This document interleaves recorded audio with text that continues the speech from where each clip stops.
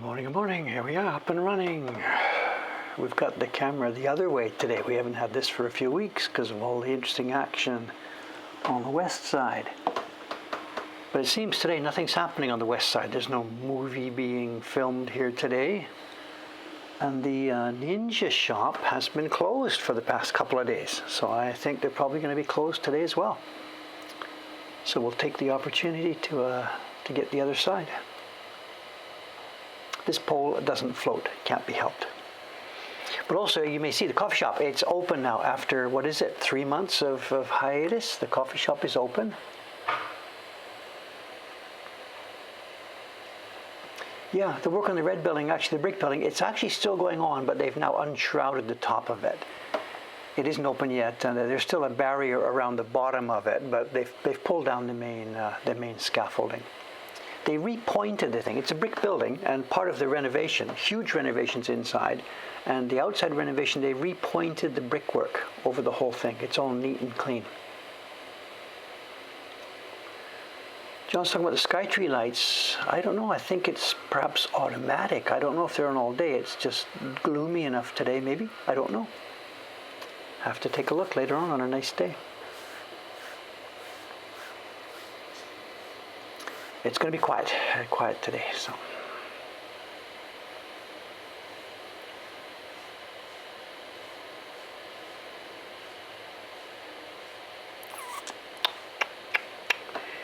Oh, you can hear, listen, the sweeper. It's the bag lady. So I can see her, she's right in front. If we had the camera the other way, we'd catch her. In fact, maybe that's why she's doing this.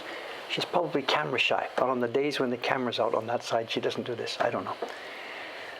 We're okay, but she doesn't like me, so it's okay. It's fine. She's been here a lot longer than I have. She used to own this building.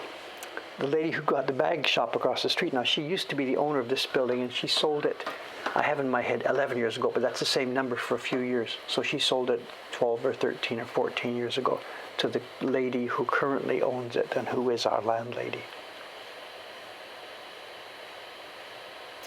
She doesn't have much time for me though. I know I'm a bit too, my bare feet and long hair and stuff like this, it doesn't wash with her. You know, the fact that I can actually handle Japanese and I behave well and stuff like this, the negatives for her are just too strong. It's okay, whatever. No problem at all.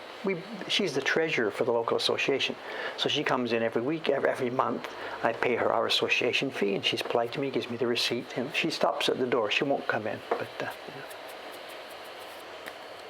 So I'm too hippie for her, that's true.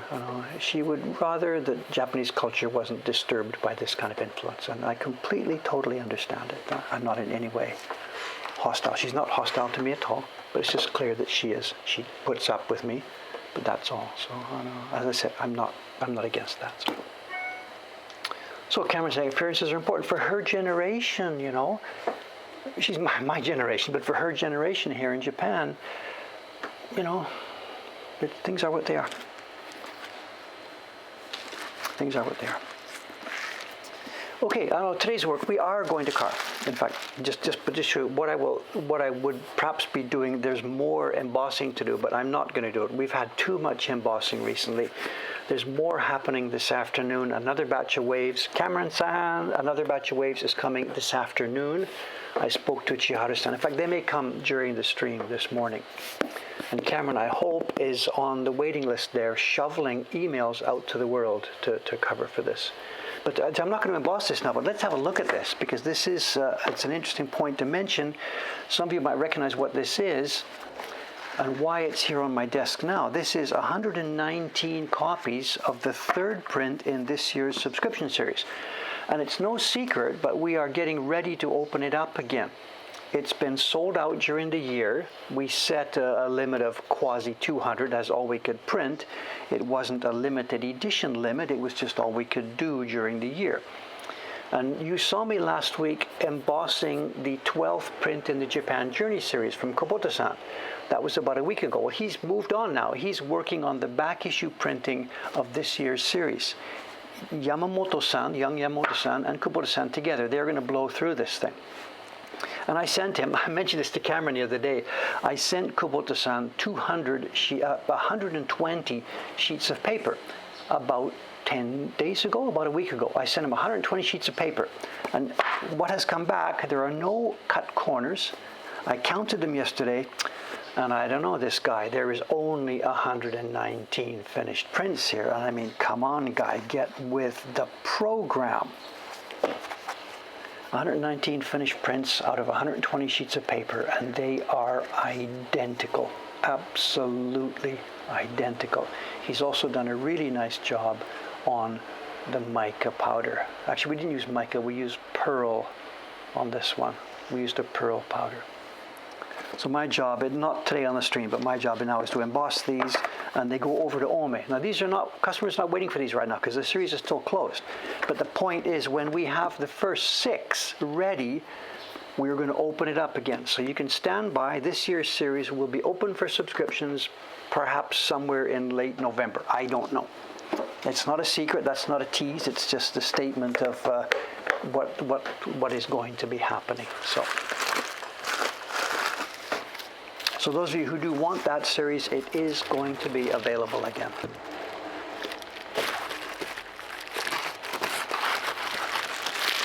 The guys, I just use the same word, he is a machine. He's just an absolute freaking machine. I mean, I'm not a praying type person, but if I was every morning, I'd be long life to Kubota-san, please, long life to Kubota-san, so whatever. All right, here we go.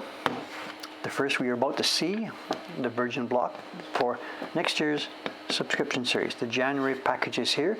The February package is here. Jed-san and I are still bashing around some ideas. His first idea, which I've pasted down here, I thought was really, really great.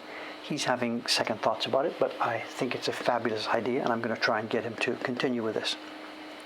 In the meantime, just so you know what's going on, let's have a close-up. This is the concept for the January package of prints. They will be small. There's sort of kachoga. There's birds and flowers. They're miniature kachoga series for the January package. And just so you know the size, there's my finger. The first set, the January issue will be a package of 5. Corin's asking, are we going to do this every time? I don't think we are going to be able to get away with this. And in fact, we may not be able to do this. David is hoping that we can pull this off by printing January and February together. I'm not so sure we can do that because the registration on prints this small gets crazy. And it could be that we have so many spoiled copies, or the girls have so much trouble, or it's too frustrating. In the old days, when they made the match labels, they weren't really all that careful about registration. And lots of the labels in our collection, there is 0.5 millimeter off registration here or there. They were fast, cheap work. And the way we're going to do it this year is we're not going to try and do it fast and cheap. We really want to make beautiful prints. So we're going to try this to see if we can get this.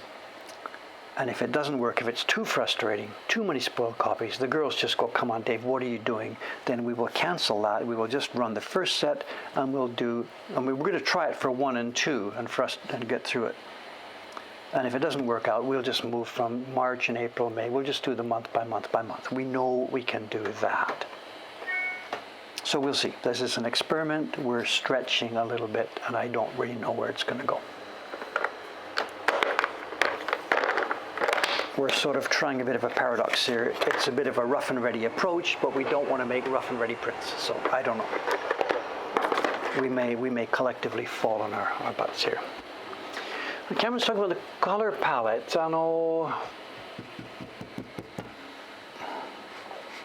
I don't think it's going to be a problem. We are not going to go with 12 colors per print here. That whole group of 5, I think, can be done with 6 or 7 colors. And we will repurpose those. The images that Jed has given me, and Jed and I have already talked about this. He's given me interesting drawings. And whether that little character has a blue clothing or a green clothing doesn't specifically matter. If I have a blue available here, that character will have a blue jacket. If I have a green available here, that character will have a green jacket. So this year I'm asking Jed for drawings, sketches, not in this month's print, not full color workups, and we will steal colors from here. Now, other ones, we're going to let Jed do the priority. For this one, I got going first, and he's going to sort of piggyback on this. For the 3 and 4, the March-April combinations, he will give me his set first, and I will then come up with something that I can do to piggyback on his. So we're not going to force him into the passenger seat for the whole year. This month, he's a passenger. In April and May, whatever, I will be the passenger. There's so much choice, we can be flexible. So we'll see. Subscriptions are going to open. They're not going to open for months yet. So don't worry. This is all supposed to be top secret. Remember, you're all under an NDA here, so please be careful about this. Whatever. And we can tell you the way it's going to work. Maybe Cameron has already talked about it. We will announce this series officially in our year-end wrap-up video, which will come. Last year it was December the 12th. It'll come in the middle of December. It'll be our year-end wrap-up video. And at that time, we will do our year-end wrap-up, and we will open the subscription series. And 2 days before that, current subscribers will get an email with a link. If they want to join, they get a head start, because we don't want to cut current subscribers off. They get first kick, and then it opens for everybody else. And don't worry about that. There has never been a case ever yet where it becomes sold out just to the current subscribers. So everybody will have a chance. Tom said, we're going to cut them. Yes, of course. They will arrive to you in a small envelope with a stamp on the outside. They're going to arrive in envelopes. This is a huge benefit for next year's series. The postage. This year's series going to America, if you want tracking on it, it costs like $12, $14, Cameron. But next year's series, because they go in envelopes, they will be like $1.90 or something like that for postage. So it's going to be a huge benefit for everybody. And for Europeans, because they go in an envelope, customs won't even look at it. It's a letter going to your house. So no customs and tax charges for the whole year. I can't promise you that, but that's in practice, that's the way it's going to happen. So everybody's getting a massive discount for next year's series right off the bat. The Americans, because their postage is so high, the Americans get a $12, $13, $14 discount, and the Europeans get their tax discount.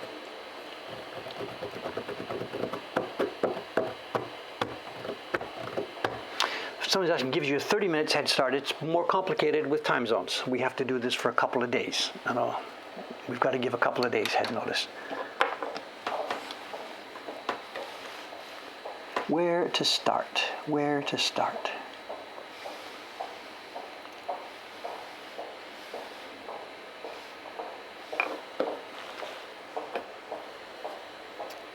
Oh, we're going to start with sharpening, because when I was doing color block fixing yesterday for the girls, I popped my knife again.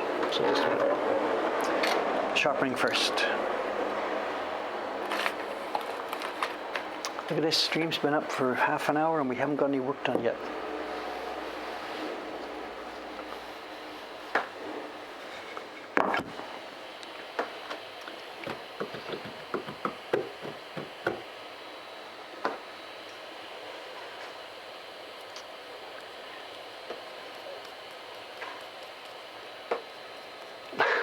Whatever, I don't know. People take me so literally sometimes, I don't know, whatever. Like Japanese people take everything really, really literally. If something is 99 in Japan, you can't say, yeah, it was around 100 or so, You can't do that. They will say, it wasn't 100, it was 99. My ex-wife used to be like that all the time, They're so literal. It's just part of the culture.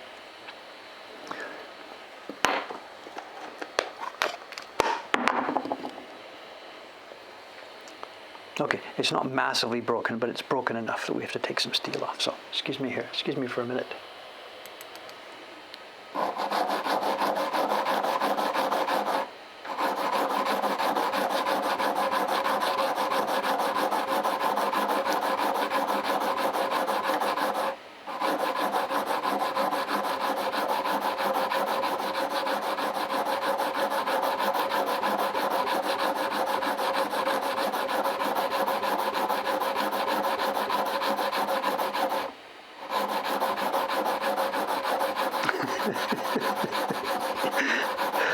Seeing Cameron on the stream this morning, he's getting ready for his big move, And I was dreaming about Cameron last night. It's funny. This is not a bad story, but I was dreaming about Cameron San and his family last night. So normally, for most of my life, actually, I've been a person that I would have been the person that said, "I don't dream. I don't have dreams." And that's not true. We all, I guess, our brains all do during the night work at stuff. But when I said that, what I meant was that I never sort of remember dreams. It seems that whatever, I sleep quite deeply and wake up well, and I'm just not the kind of person that really normally remembers dreams. But now that I'm the age that I am, there's another factor involved, and it happens more often than I'd like, but it happens that I actually get disturbed during the night. I have to get up and go to the smallest room in the house and stuff like that. I didn't have to do that when I was younger, but now I do. So because of this, I get woken up by my internal bladder alarm clock. And because of that, I now remember dreams, or I'm aware of it, because the waking up would happen perhaps during the middle of some dream or something, So it's a different stage of my life when I'm now aware that I have dreams, and I never have been before.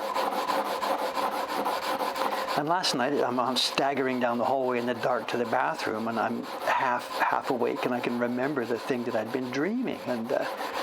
And Cameron San had... and he'll know why this happened, actually. Cameron San had got a plot of land near where he lives in Ibaragi Prefecture. Tochigi, Ibaragi. He's in Ibaragi, sure? Ibaragi, Tochigi, Ibaragi. I get those two confused. Anyway, he got a plot of land, and he's growing kozo. He's decided to become a kozo farmer. And him and his family are living a beautiful country... Him and his family are living a beautiful country existence, growing kozo for Mokuhankan.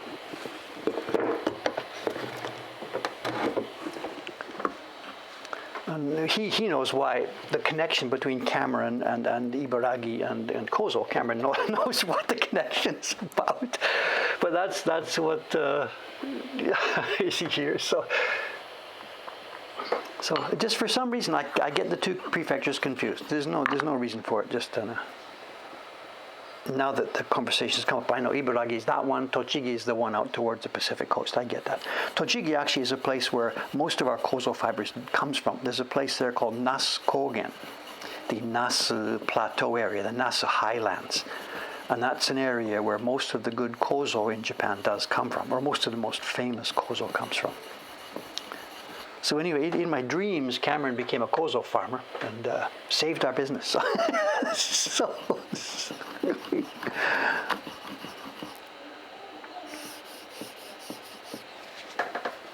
Enjoying a bucolic life with his family.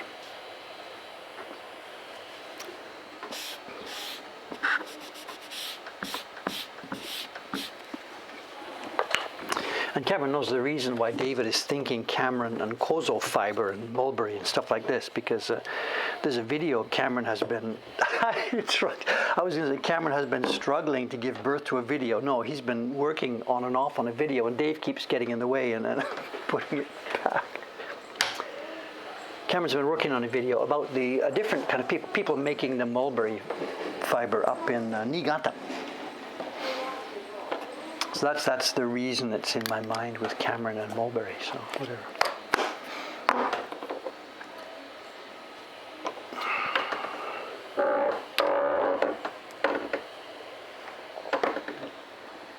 No, but the idea actually really is there. I know, not the dream joke, but the actual idea. In that area up in Tochigi, we're in the Nasu Highlands, where mulberry has been produced for many, many years, certainly since the post-war, and maybe it was even pre-war, I don't know. It's the most famous place for mulberry. There are farmers that are closing down because there's been so little demand for the fiber. And the idea, Mokuhankan, we have resources. We've got some cash in the bank now, thanks to Patreon. And we could maybe or should maybe be getting involved there, I don't know. It's a question of organizational time, There are it seems, lots of salarymen in Japan who want to quit being a salaryman and to go and enjoy a more sane, quiet, rural life. There are farms out there that are closing. There's a need for the product. All the ducks are there. All the bricks are in place. it's time for someone to put those bricks on top of each other and make a little building of it, you know. And I don't know, it's there, you know, it's bothering me at nighttime and dreaming about it, but I just, firefighting every single day. Okay, we did a peel the other day. You can see we pulled it off. That's the paper without peeling. This has been peeled, but there's still a gumpy left on there, and I can pull more if I'm careful. If I'm a little bit careless here, and if I rub a bit too much, those black lines will come off the wood. But let's live dangerously here. What's the worst that could happen?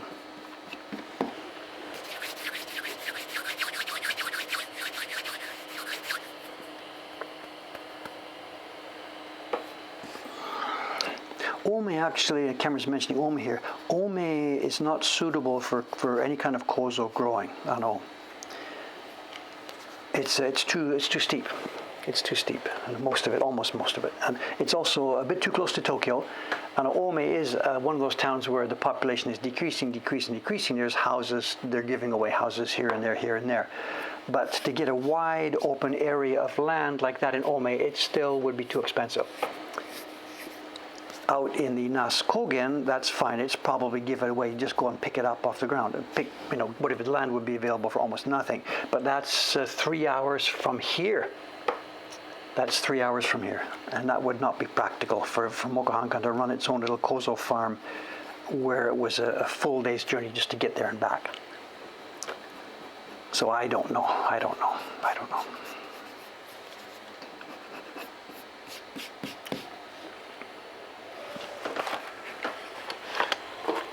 Anyway, it's not an active project in my mind. It's just obviously buzzing around. The Thai kozo is here all over the place. Okay, yes it is. It's been here for years. The Japanese have sometimes depended on it. In years when typhoons or rain have blown out the Japanese kozo crop, they have depended very much on the stuff from Thailand. Absolutely. And Iwano-san bitterly, he's used it, but he bitterly complains about it. It's too soft and soggy. It doesn't make good, vibrant, strong paper. It's the same plant, but grown in a different environment. I guess it's too hot down there, I guess. I don't know, as simple as that. Here, the Nasu Highlands, it's halfway up to Tohoku, and it's cold. It's snow in the winter. Those plants grow during a snowy, cold season, and they're harvested in January. And that must make a difference, I guess. So importing from the Philippines or Thailand is a last-ditch resort, but it's not the game we want to play. It's all here. It's here. There's young people who want interesting work. There's a demand for it. Everything's in place. It's just waiting for the maestro to put everything together. Cameron's done some research. Okay, before I put a knife in the wood here, let me show you one thing. This has appeared, I have another piece of wood here. This has appeared on it may or may not have appeared on Show and Tell, but it's appeared in one of our David's Choice videos. It is a block that is carved with a set of 12 match label prints. The gray key block is carved on one side and finished, and it has been proofed. It hasn't been editioned. We know that because on the other side is a color block, the block for the black highlights on the images. I say it hasn't been editioned. I can't guarantee that because the next part of the story puts a big question mark on it. But anyway, the point being, one block is finished and partway through the next block is carved. This block came to me from Harada-san's son. Harada-san, the carver, whose desk I'm using here. This is not the carver in the Remembering a Carver video. That's Ito-san. This is Harada-san, the carver, who used to live near here and whose desk I have. His son gave me a bunch of stuff, including this block. And in that video, I showed this block. Harada-san carved the key block, then started to carve color blocks, and for some reason finished. It didn't get done. And I sort of dramatized it a little bit. He died or got sick or whatever. I've got no idea. It didn't finish the job.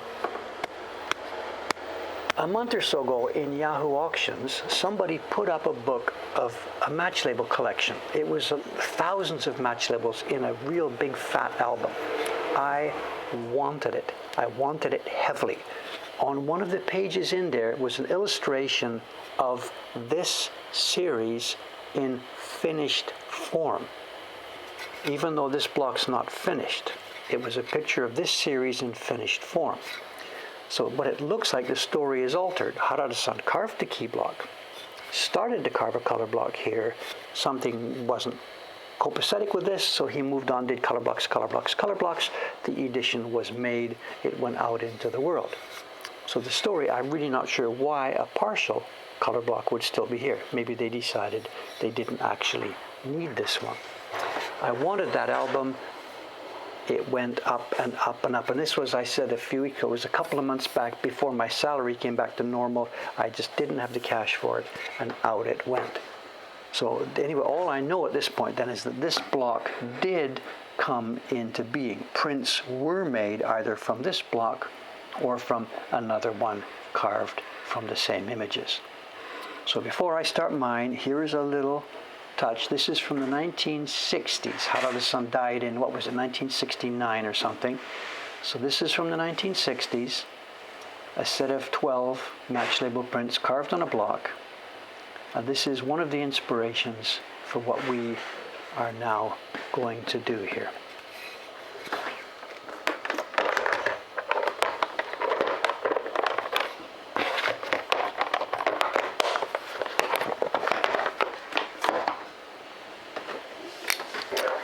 Everybody's gone surfing, surfing USA.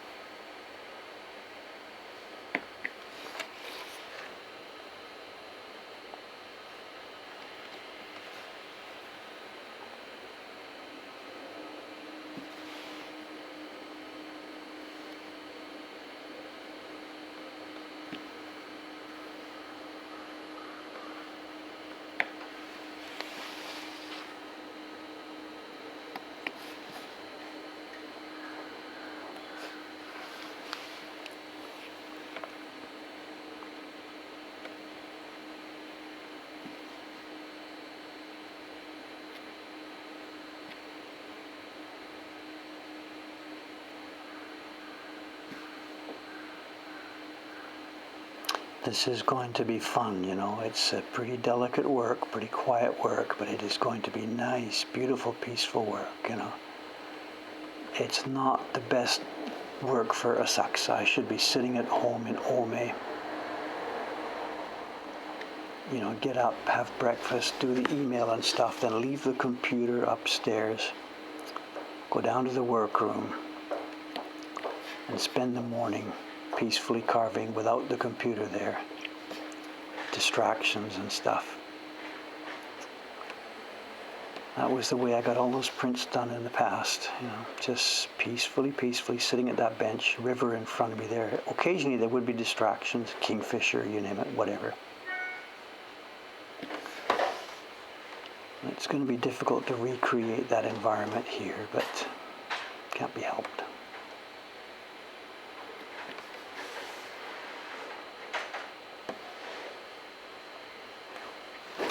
We've got a pretty good piece of wood for this. You know, as I mentioned the other day when I pasted this down, this is one of the pieces of wood that had been intended for use on the octopus print.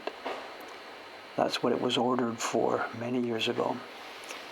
And when it came time to do the octopus color blocks, I couldn't find them. There was 2 or 3 pieces of wood. I lost them in Ome somewhere. And they turned up a couple of years later, and I've saved one for this. It's pretty hard. It's not rock hard, but it will do. It will do this job.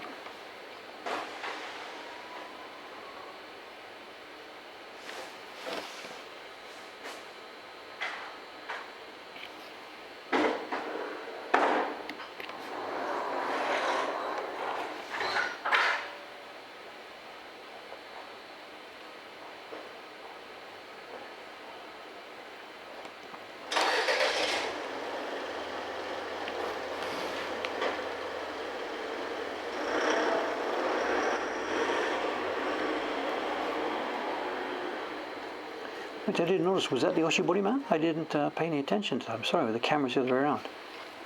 Is that what that was? Oshibori? I'm totally not watching here.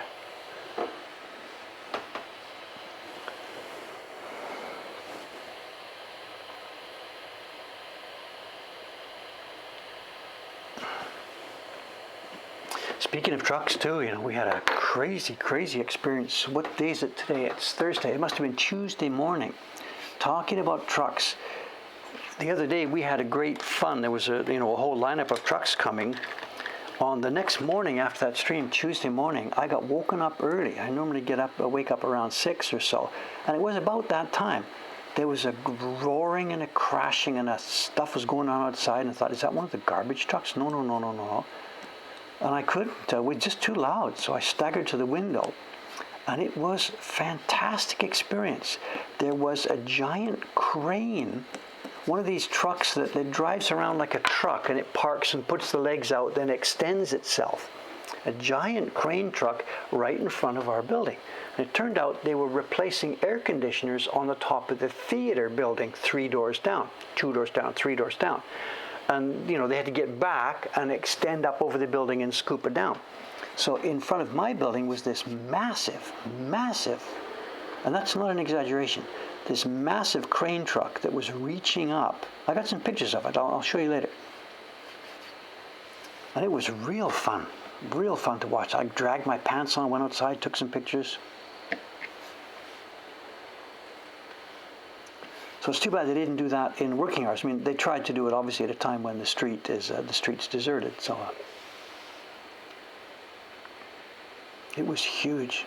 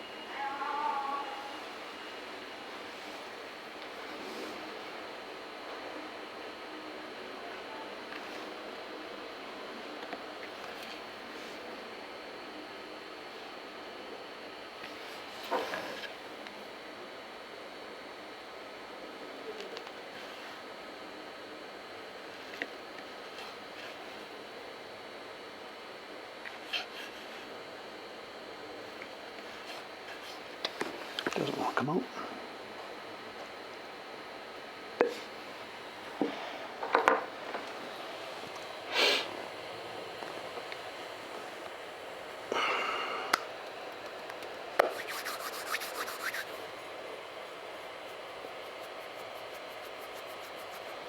Well, I use a ruler to cut the borders. I think I will, actually, I think I will. I don't actually have my ruler knife here. I won't be doing that today, absolutely, because I've got my maybe out in Ome. I haven't done that for such a long time. I will be using the ruler to cut the borders, and it'll be interesting because we have a special knife for that. We'll talk about that when we get there.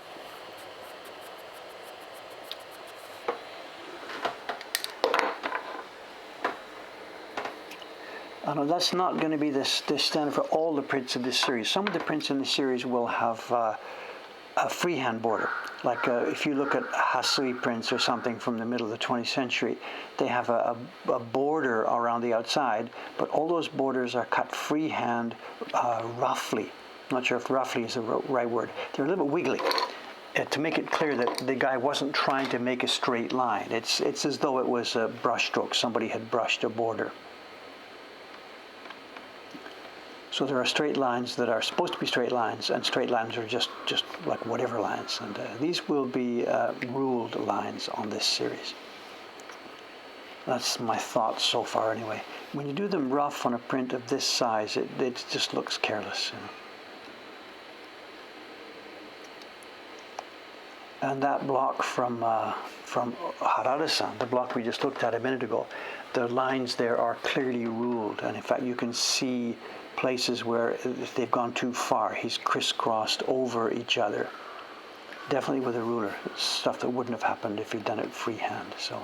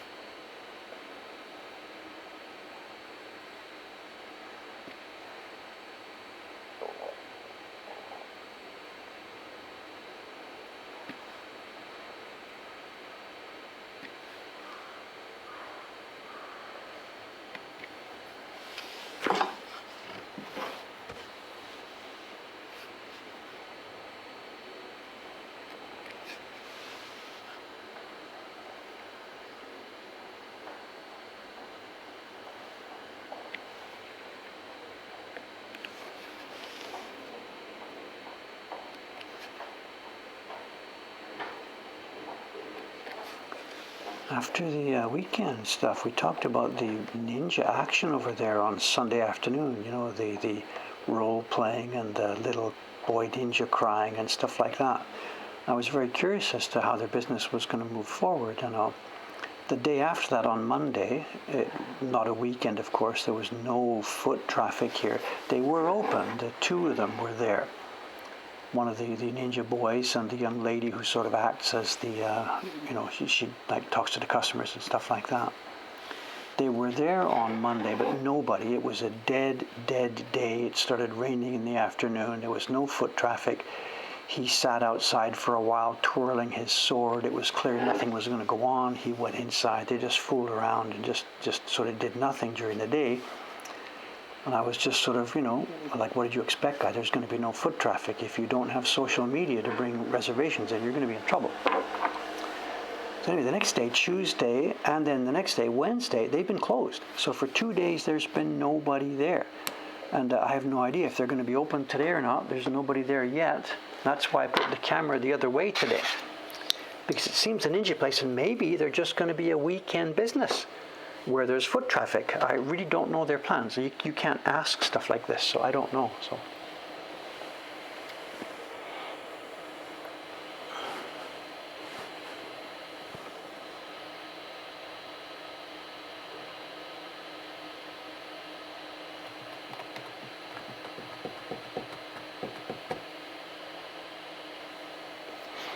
If you're talking about sharpening stones, metal ones, you have to dry it, absolutely. I dried this off instantly. I wiped it and dried it and wiped it and dried it. You leave a speck of water on here and you've got a rust clump and it's going to screw this thing up. Dry it, absolutely, dry it. And they tell me you don't need water, just use the stone and that's it. But whatever, dry it, dry it, dry it.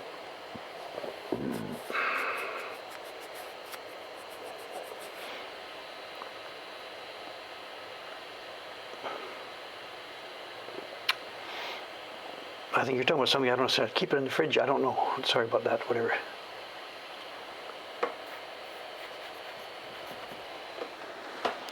Well, you're asking about, is that not good manners? I mean, what's the rule anywhere? If you've got a new neighbor, suppose this was whatever, we've got a Tennessee man here. If this was in Tennessee and a guy opens a business next to your business and you're chatting, there's got to be a limit. You can, hey, how you doing? How's your bank account doing? You know, you can't ask stuff like that. Surely, even in America, right? You can ask how you doing, and the guy's going to say, yeah, we're hanging in. We're going to hope it's going to be okay. You know, how about you?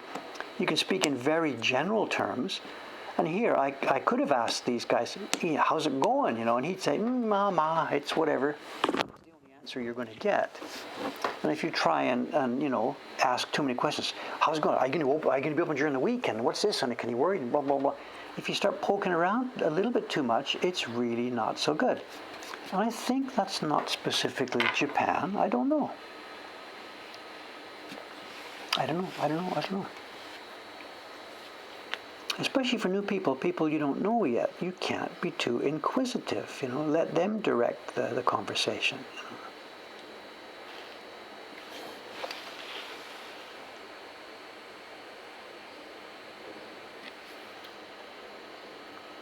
So we're just going to sit and watch. We're going to be as friendly as we can. The kids who are running the place seem friendly, eager beaver type kids, so that's fine, you know. I have no idea about their business model. If they're only going to be open weekends, my God. A back of the envelope calculation, their running costs over there. We know their rent, it's $500,000. Well, the advertised rent for the building was $500,000 a month. Whether they negotiated it down, maybe. There's 3 kids there day to day when it's open. So you can do a back of the envelope on that. That's $400 a day, I guess, in dollars. And if they're only open weekends, I don't know.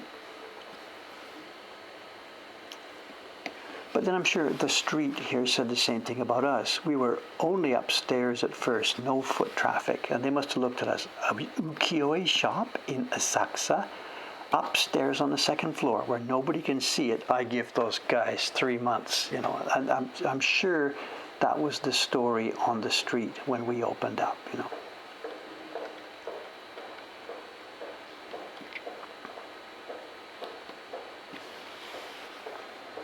I gave us 3 months. I don't know.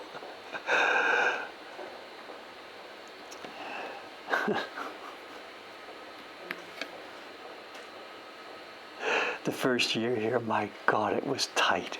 Oh my God, it was tight. We were still clumsy at social media. You know, my God, YouTube was okay for us, but not dramatic at that time. There was no Patreon support. The first few years here were tight. If you talk to some of the staff over here, Teiko-san, if you talk to her about that, she'd just say, my God, Dave was just so grumpy and stressed, and he was chewing us out all the time and whatever. Lies, all lies, but that's the story she would tell, you know. I don't know. And I was like, I know this is doable. Just let's hang on for a bit longer, you know. I know this is going to be okay, you know. And then what sort of saved our buns was, well, one, it was just gradual word of mouth and YouTube and stuff like that. But the other thing that really helped us, and I guess it was the 2nd or 3rd year here, was that documentary video that played in the airlines. And we had no idea that was going to happen. A person had made a kind of a documentary about us, the art of the game. and it didn't fly. It opened at the Toronto International Film Festival. I went over there, and it opened there, and then just disappeared from the radar completely. But he sold it, or his agent sold it to the consortium. What's it called? The people that run KLM. They're the airlines group or something. It was on Delta and KLM, and it saved our lives. It saved for the next year or so. People came through the door. Hey, I was on the way to Japan last week. I just got to the airport. I saw that documentary on the plane. I got to come and see you guys.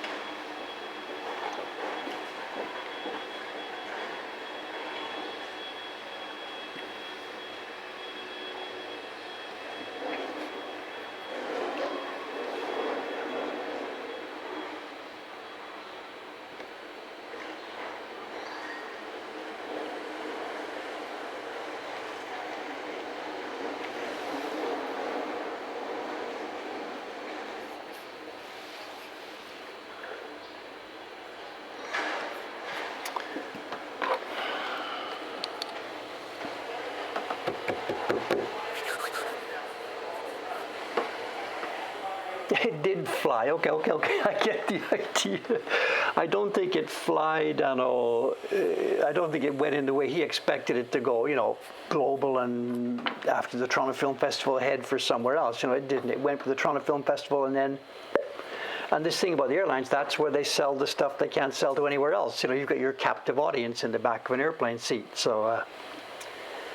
The KLM group, I don't know, you tell me, it's KLM and ANA and Delta. They've got this group, and they share all stuff. They do code sharing, and apparently, I didn't know this, they share the entertainment streams as well. I don't know where you would see it now. I really don't have any idea. It appeared for a while. It went up on not HBO, H something. It was on one of those streaming services in America for 1 month for a while, then disappeared. It's not on Netflix. They didn't do that. Netflix is the last place. They offer pennies or fractions of a penny per view. I don't know where it is. Yeah, it was on Hulu. That's the one. So it begins with H. It was on Hulu for a couple of months. If you're looking it up, whatever, I don't know. It's called The Art of the Game, although there are also 2 or 3 other documentaries called The Art of the Game. One about basketball, I get it. Ours, The Art of the Game, made a lot more sense, but I guess you can't copyright titles. So it's out there somewhere. It's not my, I was in front of the camera, not behind the camera. It's not my documentary. I didn't finance it. I have nothing to do with the selling of it. Just simply, I'm in it. Jedson and I are the stars. It's funny. My mother's here. She's laughing, whatever. And I was staggered to find this. Somebody sent me this link years ago after that documentary came out, and they said, Dave, do you realize you're in the... What is it? The IMDb? What is it? The database of movies and Hollywood and everything. And I'm in there as the star of a movie, of a production. Talk about what. If my high school friends could see me now, the last person in the high school class who would be listed as the star in a movie in the International Movie Listing Database.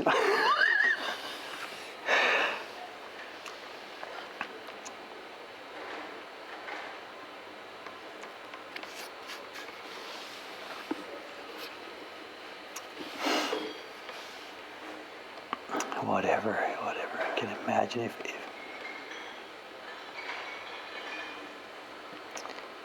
me and 5 million other people, of course, whatever.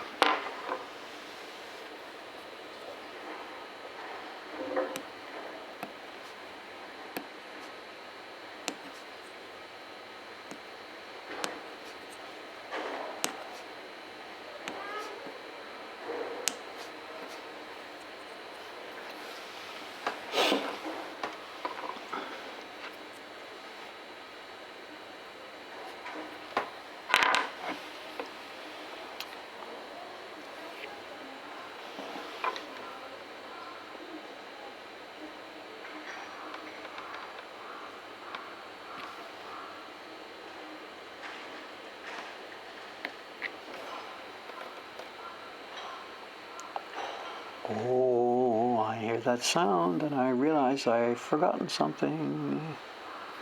It's too late now. It's Thursday morning.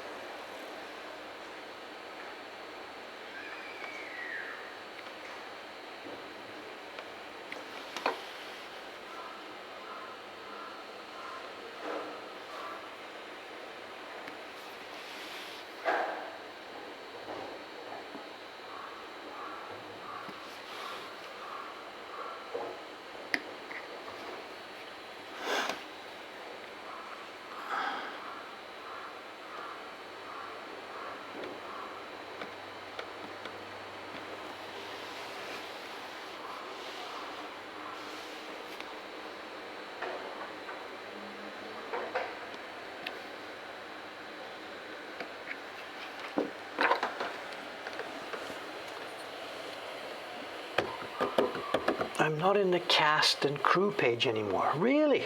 They've erased me?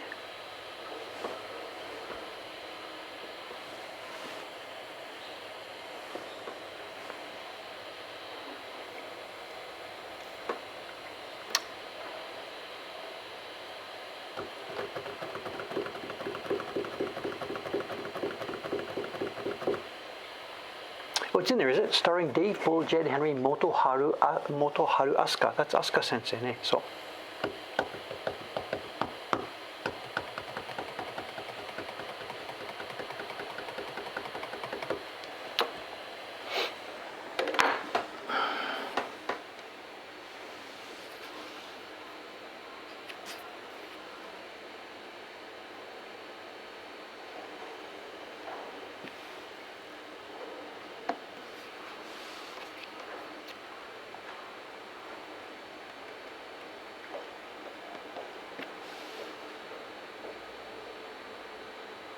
How's that time? We're okay, right?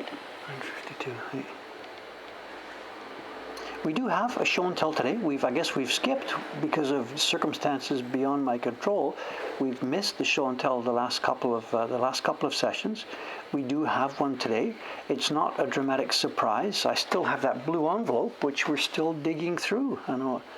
So it's stuff that we got on auction a few weeks ago.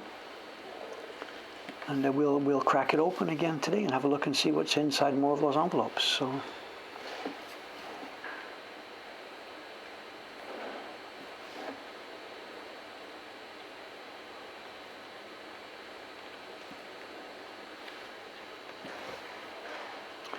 You're also kind of lucky that this didn't turn out to be a sizing stream, because yesterday I was sizing and all day the day before I was sizing. I'm a sizing fiend recently. You know, I showed you those prints a few minutes ago from Kubota-san. You know, all the prints that come back here to my desk for checking, they all came to me first. Every single one of those sheets of paper, of course, I did the sizing for. So I see everything here twice. I see the paper on its way through at the beginning of the process, and then I see it again at the end when they hand their prints in. You know.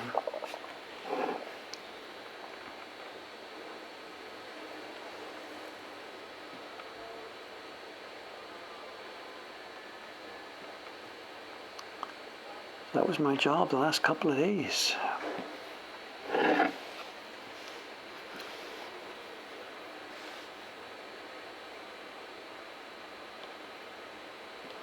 But I thought if I tried to do another sizing stream today, you know, everybody would just rebel. I mean, come on, that's enough. You know, so I'm getting a bit of a head start on this. We're actually quite early with this. This is the January print. And it really doesn't need to be started right now, but this is going to be an excellent way for me to use stream time over the next few weeks. You know. Let's get started on this anyway. I still actually have many, many other jobs to do, and as soon as the stream is finished this morning, I'm going to pack this up. And Cameron knows what I'll be doing. I am going to be checking great waves. There's a stack of 60 great waves on the desk next to me. You saw me emboss them a week or so ago.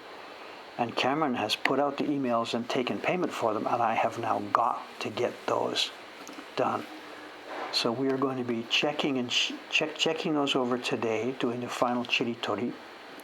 Then Cameron has prepared invoices, and myself and Watanabe-san and Yamada-san are going to have a humongous shipping day on Friday. These great waves aren't going to go to Ome. They are too busy out there. These waves are going to be shipped from here in Asakusa. And Cameron will be preparing all the paperwork, and me and Yamada-san and Watanabe-san are going to have a big assembly line day on Friday, packing great waves and sending them off to their new homes. People have been waiting for, I have no idea, a couple of years.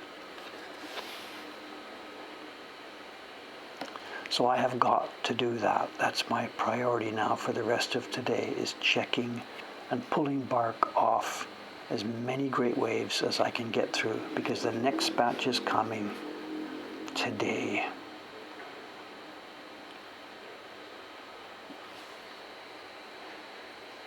So when we finish this carving here today, there will be no progress made by the time you see the block again a couple of days from now on Saturday. I'll be picking up on Saturday exactly where I leave off today. It's not like you're going to miss anything. It won't be finished by the time we get to the next stream.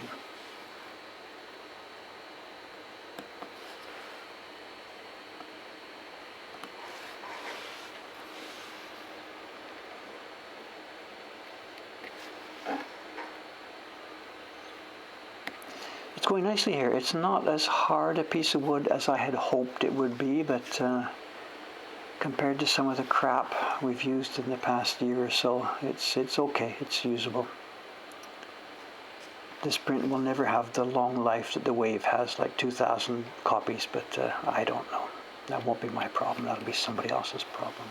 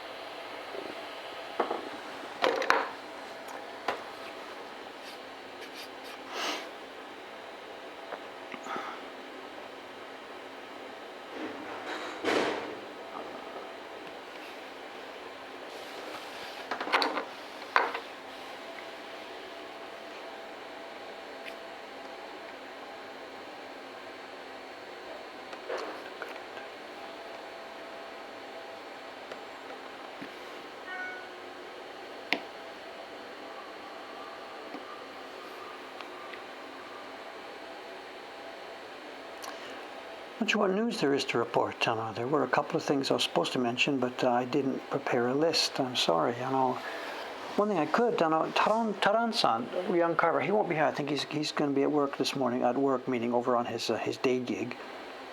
Taran-san's not here this morning, but I can report, and this is not a tease or anything. Taran-san has started a new project with us. He did the New Year's card we did last winter. Oh, that's too big. And I promised at the time that we would try and find more work for him, and he did a bit for us. He did the Patreon chibis, which turned okay. They're being, actually, Ayumi-san's printing another batch of them upstairs today. He did the Patreon chibis, they turned out okay, but I was really, I sort of let it go a little bit. I was supposed to get more work ready for him to pass on through Asuka-san, his teacher.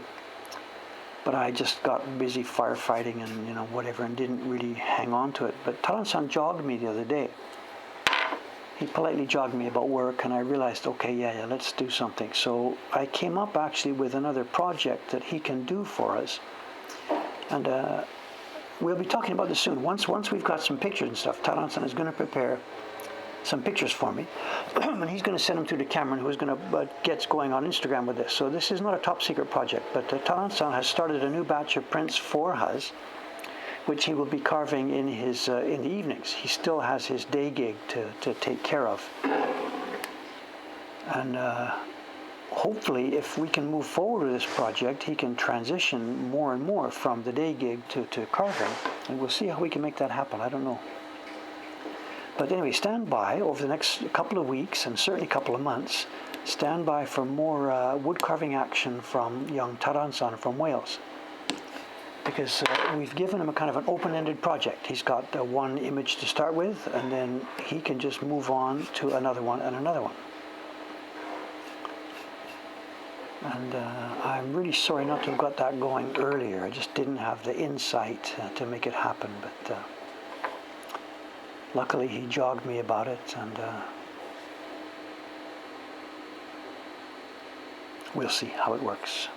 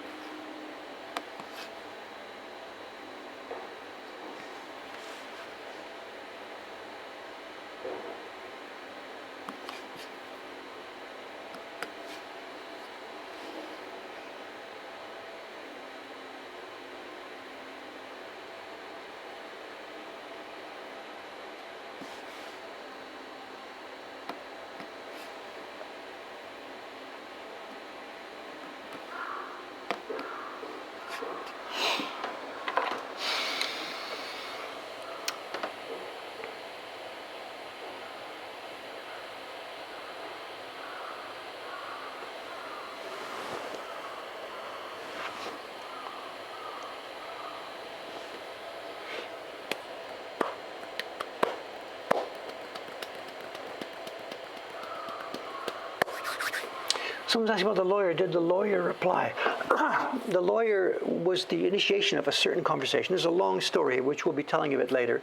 The lawyer jumping in was one major step for us. And what the lawyer did, I can't really, there are negotiations still going on. So I'm sorry, this is a bit, I don't want to tease, it's news. The lawyer introduced us to somebody we have been trying to get in contact with for a long time. We weren't able to find that person, but it turned out that through a long route, our communication ended up in the hands of a lawyer who said, okay, I think I can help you with this. And he introduced us to a person who we've been trying to find for a long time. That's sort of what that was about. That person did call me the other night. He said, I got contacted by such and such a lawyer. I don't know, what do you want?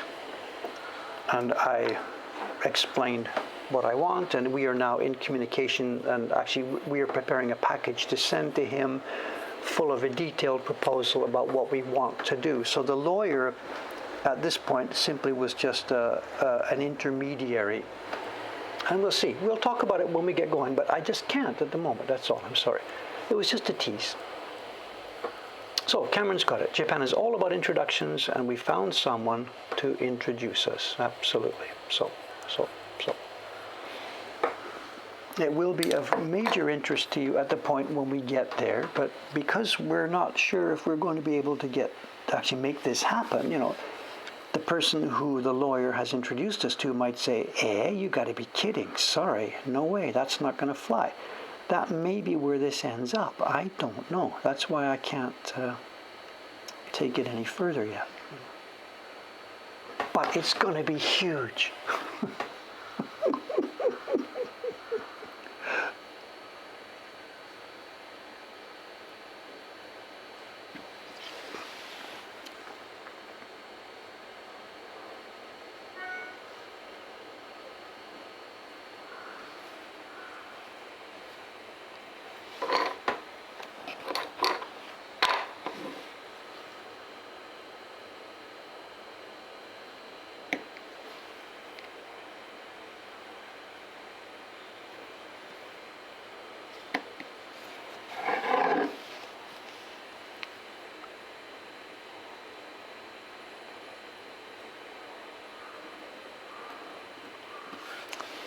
I wish there were 24 hours in a day, I wish I could use the 24 hours in a day, There's just so much we want to do, So much to do and so little time. It's mostly my own fault, my own time management, my ability to organize things is just, it was never good, and it's been getting worse, you know. So I don't know, that's the biggest thing now, holding back Mokuhankan. Absolutely. And this is not a self-deprecating comment. The biggest thing holding back Mokuhankan now is my inability to properly find people and delegate stuff. I'm really good at the ideas and the vision sort of thing, sorry, but you know, coming up with where we should be going. That's what I really get good at it. And I'm also good at super detail, the computer program and blah, blah, blah, blah, blah, blah. But what I have completely fallen down on is properly organizing the resources, the people, and the finance that's available to us already. I just haven't been able to organize those things properly, you know. And it's getting kind of frustrating, I don't know.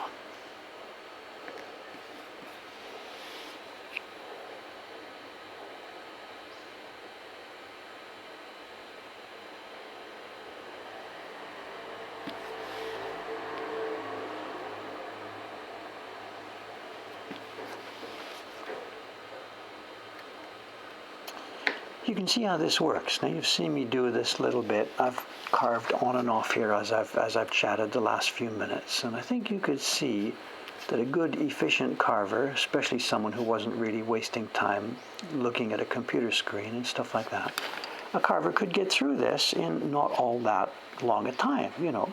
What is this, maybe an hour and a half, 2 hours work or something? Move on to the next one. So this key block would be, you know, I don't know, predicting time, but the key block would be a couple of days work or something like that, I don't know, for a nice, good, efficient carver, a Midas-san type carver. Then color blocks, depends on how many colors they're going to be. Color blocks for this are going to be a bit detailed because the print is so small, so they're not going to be a quick joke, bang, bang, bang. They're going to take time as well. But whatever, 10 days for this block set, really super relaxed, 2 weeks maybe, I don't know, whatever. It's doable. It's absolutely doable, you know.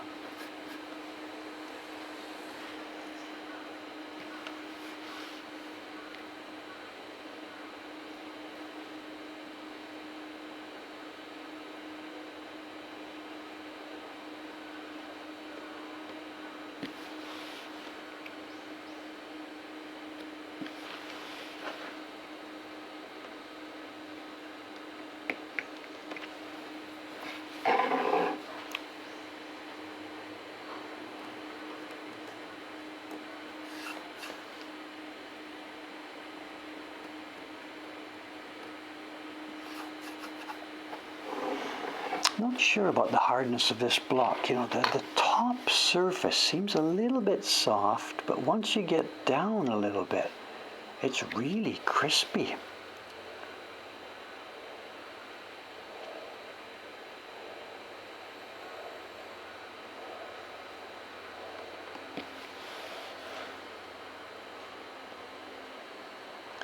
Part of it's difficult to gauge because we're working at such a small scale here and with such a very sharp knife.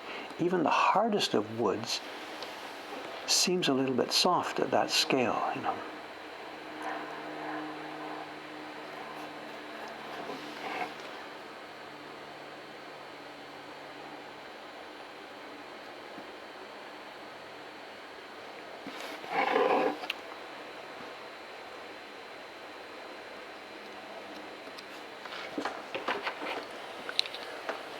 So how are we doing? 9:09. Okay, no problem, no problem.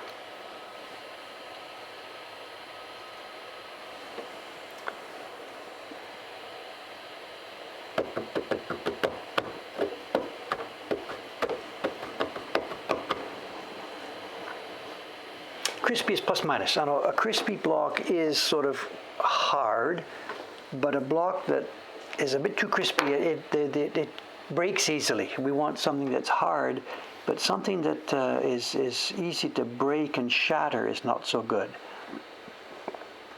I'm not sure. These are general English words trying to describe a piece of wood. I'm sorry, it's a bit vague, you know, whatever. The crispiness will be fun when we're clearing this block. It's going to be lots of crunch, crunch, crunch.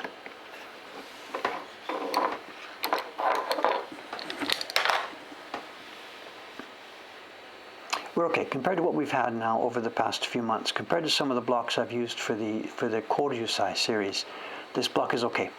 This is nice. It's not a block that we prepared ourselves. I bought this years ago from Matsumura-san when the octopus print was first being planned. That was before we were making our own wood blocks. So I was still at that time purchasing all of our wood from Matsumura-san.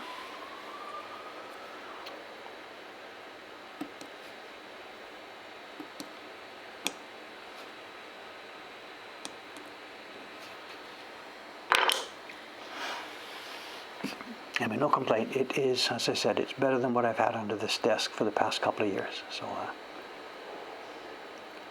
let's fly with this.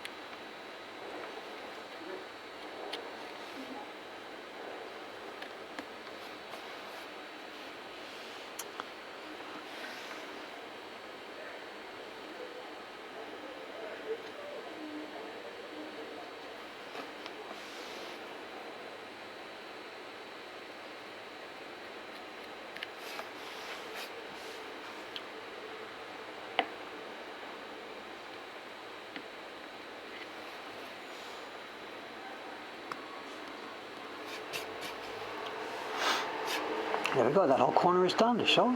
Easy, easy peasy. That's one, then a one here, one here. Do this before lunch. Not really, I think, but anyway, whatever.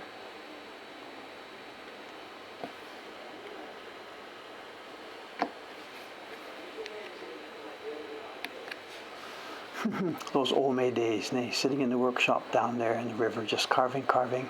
It's in the basement of Ome, surrounded by concrete, so I've got total freedom to crank up music. And I have over in Ome, I had, what's the tense to use? Past tense, I guess.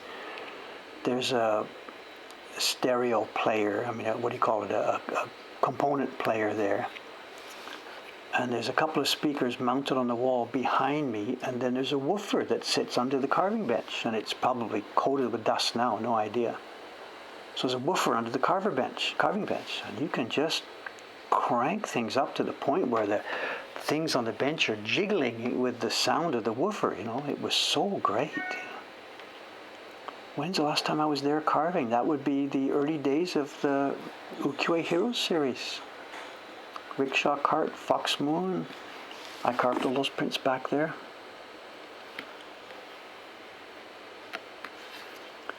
And in 2014 we opened a Saksa, and that was the end of all that.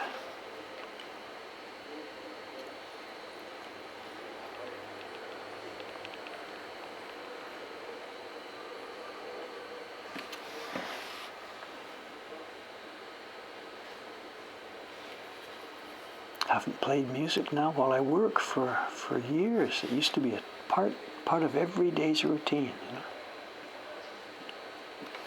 Sit and work and crank it up.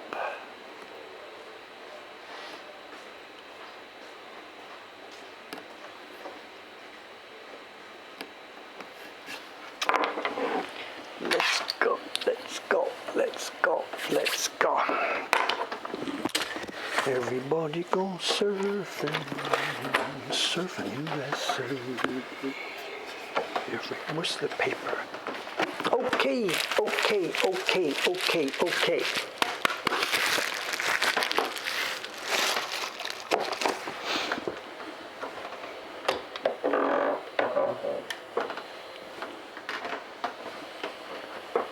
Someone mentions Wu-Tang. I've never listened to that. I've heard who they are. I've never listened to it. Somebody else mentioned Pink Floyd. I like the Division Bell. That's interesting one. That was on my playlist. It's a mix, you know, it's a mix, it's a mix, it's a mix.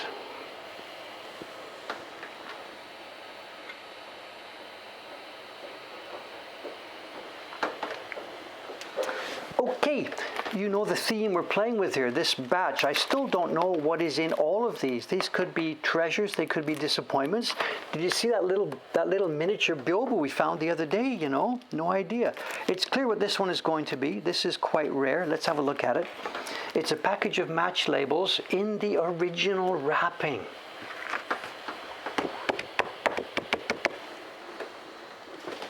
Someone's asking about Beach Boys. Oh, it's Cameron. I know I'm not a Beach Boy. I don't know. Someone's asking about Pink Floyd there. I'm not a Pink Floyd, what's the word? I don't know a lot of their stuff. You could play various things and I wouldn't even recognize it. I know Dark Side, yes, I would recognize that, of course. No, everybody on the planet knows what that is. Division Bell, I must have ended up with a copy of it somehow, the CD. So that's one I know, but I'm not, I don't know all their work at all. The Wall, I've never heard, so I don't know that. I know my knowledge really was, who's this? This is Ayumi-san coming in. We saw the bottom half of Ayumi. That's not Ayumi, the print designer, Spiders and Ninja. That's Ayumi, who used to be Ayumi Miyashita, the young high school girl that came to us who makes Barons. She's going upstairs. She's printing Patreon chibis today. I never got into Grateful Dead. I was never that. To me, they were, oh, look at this nice little set. For me, Grateful Dead is an example of the kind of music I don't like. Mindless noodling. We're going to be careful. People are upset about their favorite band. To me, that's too. It's too. What's the word? It's for them. I know. Self-centered. I'm sure they're having fun, if fun is the right word. But no. Remember my personality. I'm one of these super control freaks. I want to control everything. So I want to hear music also that is calculated and controlled and polished and fixed, and take away the bad parts, put in the good parts and fix. I'm a controller type person, so things like the Grateful Dead. Yeah, self-indulgent. So. I mean, I myself, I'm self-indulgent, but I don't want to hear wandery stuff. I want to hear calculated, controlled, polished, beautiful objects that have taken years to put together. That's sort of more David's taste and feel. Okay, what we have here, let's have a look. We clearly have a set. Actually, we already have these prints in our collection, and interestingly enough, the ones we have are a different color. Link. Can somebody find a link here, please? If they go to the Mokuhankan collection, look in the genre button at the bottom, look up match labels, and when you see the page that comes up there, oops, upside down, you should be able to see this. Has somebody got it? Thank you very much. Lost for words. Gets today's first chocolate egg. Thank you, sir. And the set we have, I believe if I remember correctly, it's got a purple background. And I can't give you chapter and verse on what's going on here. Is this exactly the same block set or not? I would assume so. Why is there different versions? I don't know. I can guess, and I will theorize about this. The match label prints, the kind of stuff we're seeing, was organized by collectors groups. They got their money together, they chose a theme, they maybe put sketches in, they got a workshop to make the finished product.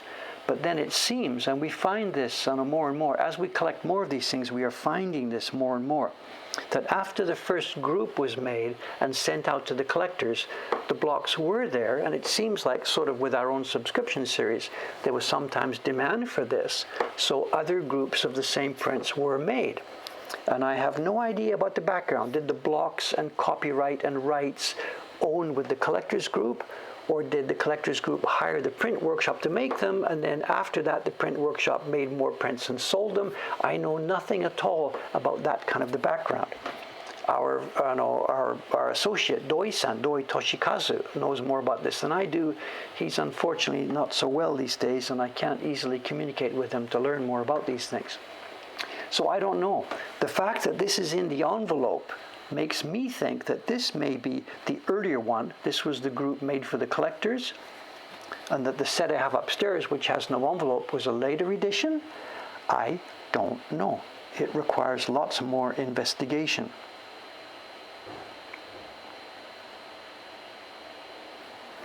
Or it could be the other way around. The group that went, the prints that went to the collectors first were just sent out in sheets to the collectors, and later, for the purpose of selling it, it was produced in this envelope.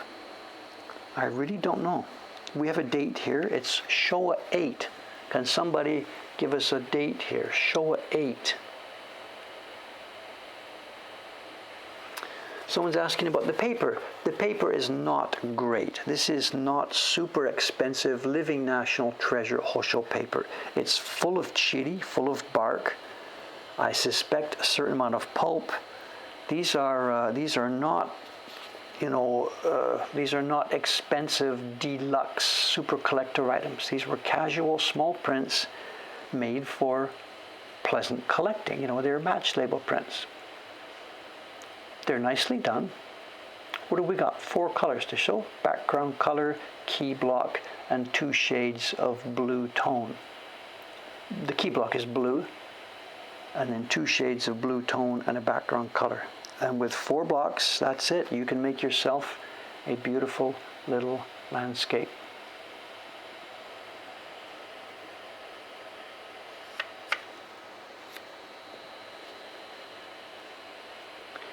We talked about our own series. We're going to make match label prints this next year. And in fact, funnily enough, the purple set that we have is one of the sets that I'm targeting. I think we will probably choose 5 or 6 from one of these sets. And my guess is they will appear in our set next year. This very print you're seeing right now, this Fuji with the boat, I suspect this one may be included in our set next year. And the fact that ours is purple and this is brown, this gives me now complete freedom to play with this. The set that we issue is going to be based on these, but it won't be an actual reproduction.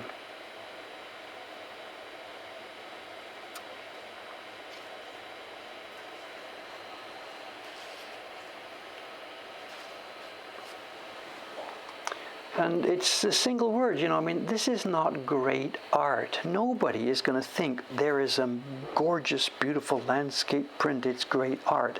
It's not.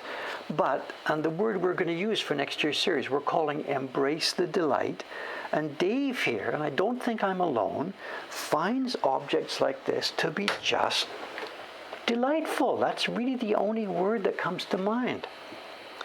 They're delightful. And that's what next year's series is going to be about. Some themes are going to be little landscapes like this. Some are going to be nature prints like you just saw. Jed's going to give us some dragons. We're going to have Jed dragons partway along during the year. The theme to me actually doesn't really even matter. They're going to be, someone's picked up a word here, they're going to be charming, delightful objects. As with all of our prints, reasonably priced, we're going to price them on what it takes us to make them, plus enough money to keep the business alive here. And we think we'll get enough subscribers. And is it glorious world art that will change society? No, I don't have anything to do with that stuff. It is simply for the delight. That's all. It's for the delight. We'll see. Let's crack the next one, see what's going. We have time, right? We're okay.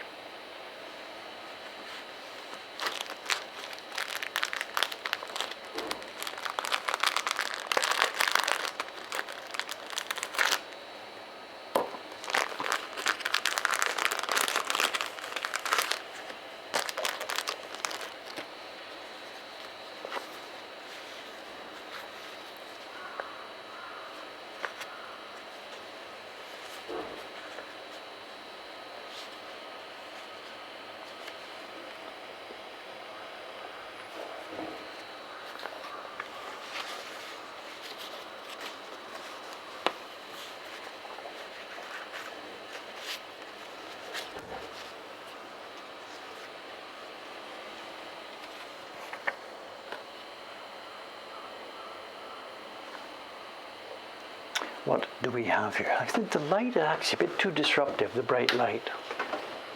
What do we have here? This is not woodblock. This is printed. It's somebody has done the calligraphy and then it's reproduced somehow printed. This is not woodblock. This thing is woodblock. It's got carving and printing on the background. And I think, first guess what we have here. These are poems.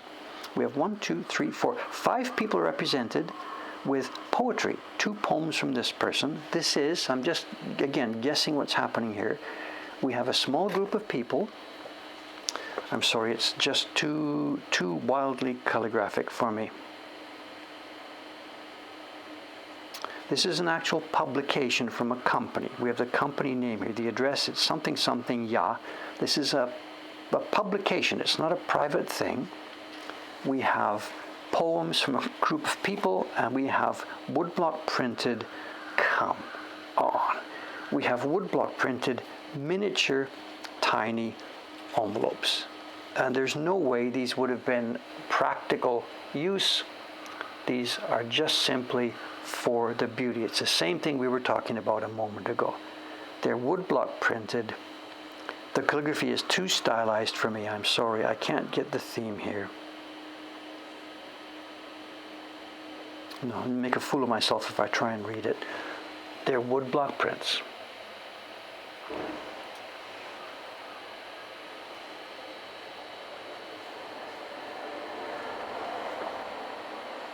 It is. We have the company name on the back. This is a commercial product.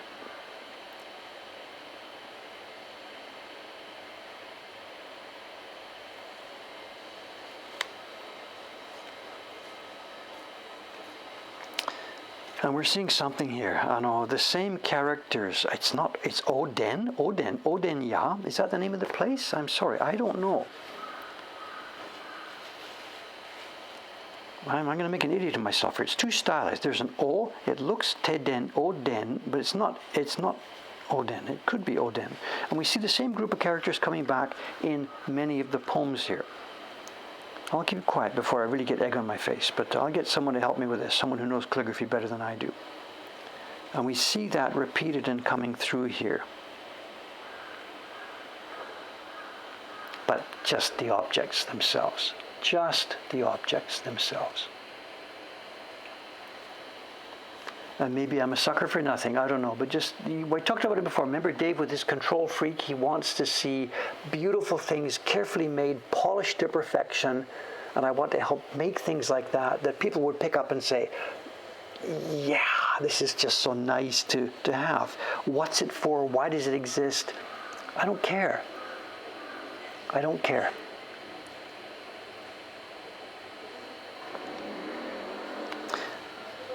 You're asking me questions that I can't answer. What's the theme here?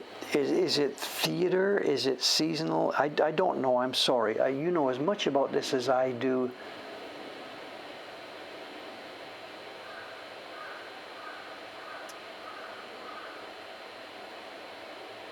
No, I could guess at some stuff, but I'm sorry, just making an idiot of myself. This is Kyoto scenery. This whole thing has the look and feel of a Kyoto affair. We have the same characters again coming back here. I'll report back to you when I do learn more, but whatever. Woodblock prints. This is how it worked in Japan up until the war. The war finished all this stuff off. It was on its last legs anyway, but the war and the change to society and everything, it just finished this stuff off. When Japan came back and rebuilt itself in the 40s, 50s, and 60s, it was more industrial. Printing was printing machines. There was no time for this sort of stuff. This was the last gasp.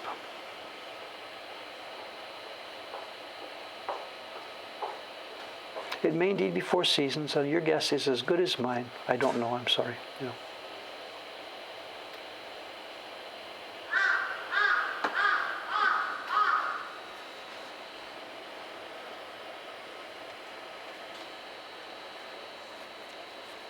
I will report back. Absolutely, we will report back to what's going on here.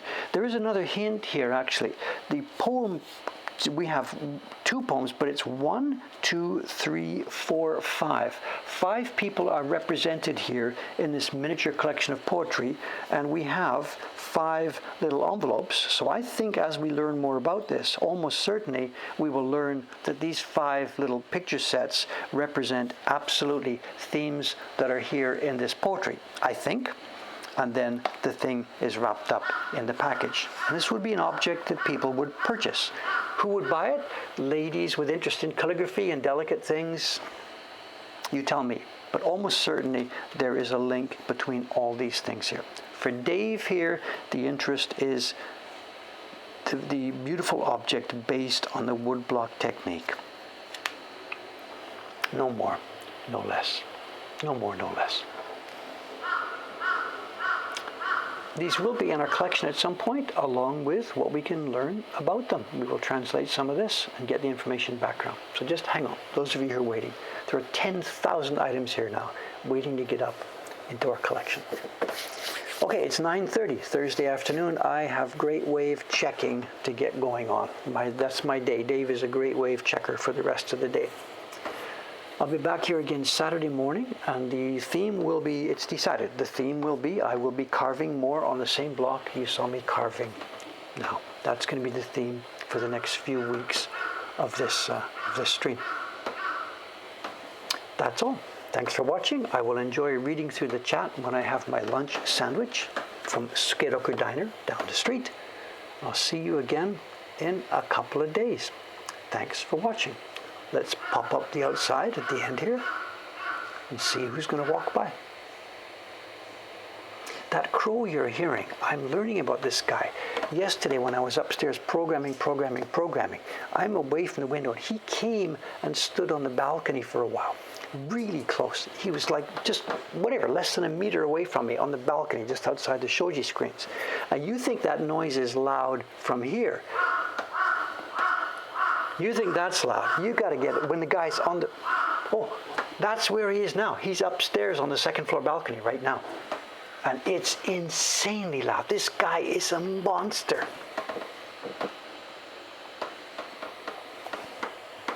This is his territory. He's moved down the street.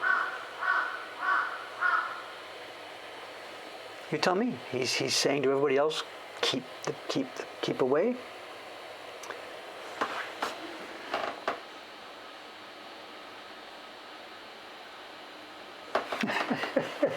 One day, he's going further down the street.